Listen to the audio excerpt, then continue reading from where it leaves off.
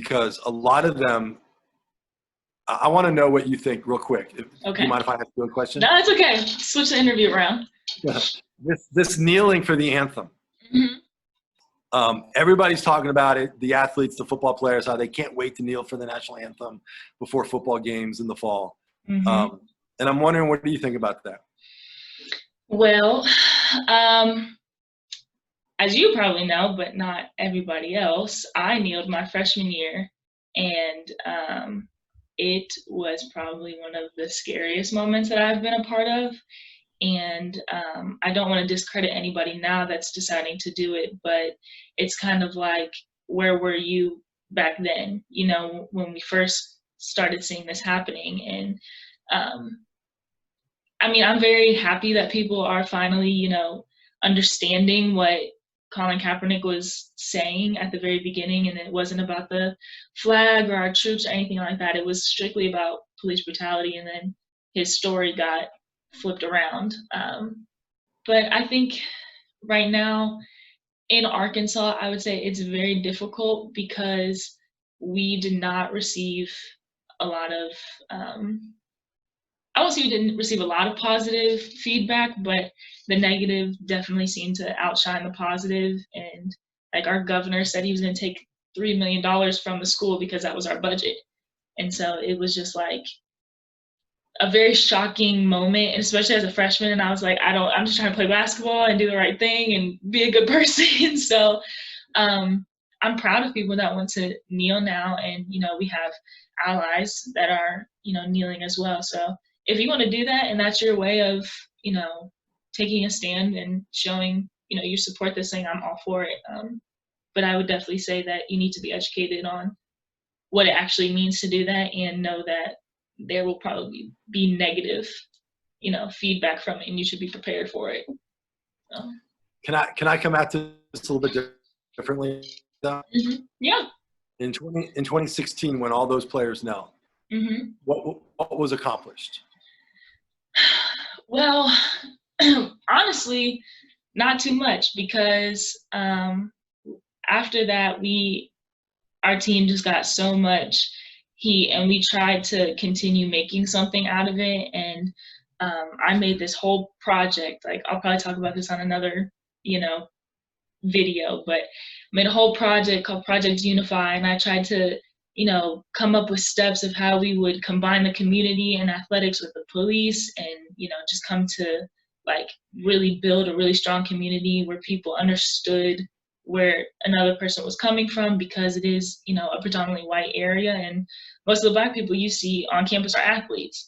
So I wanted, you know, people to understand that and hear us. And then it got flipped into a veterans breakfast, and I was just like, this is not at all what it was supposed to be.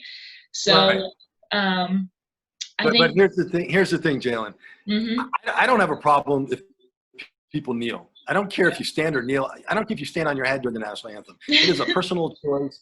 People can do whatever they want for the national anthem. It's a personal choice. Nobody can tell you what you do is right or wrong. I don't have a problem with it at all. But my point is, it doesn't accomplish anything. All it does is it just divides the country even more than we already are.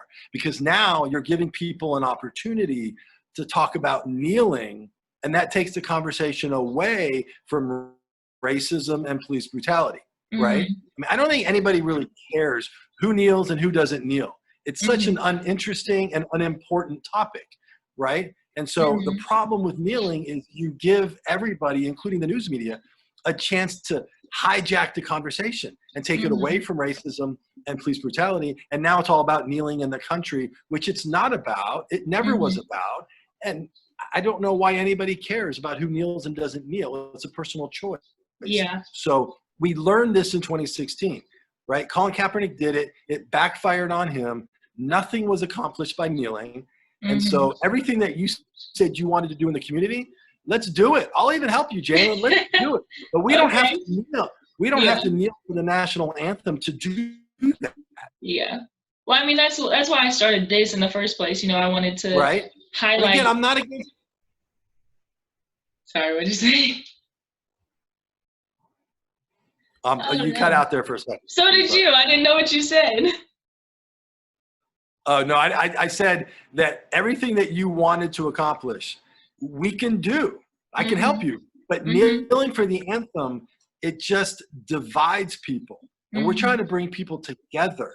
And we don't want to give anybody a chance to talk about anything other than racism and police brutality. But when you kneel, you open up that conversation to other things that don't matter, right? Yeah. And we don't want to, we don't want to do that. We learned it in 2016.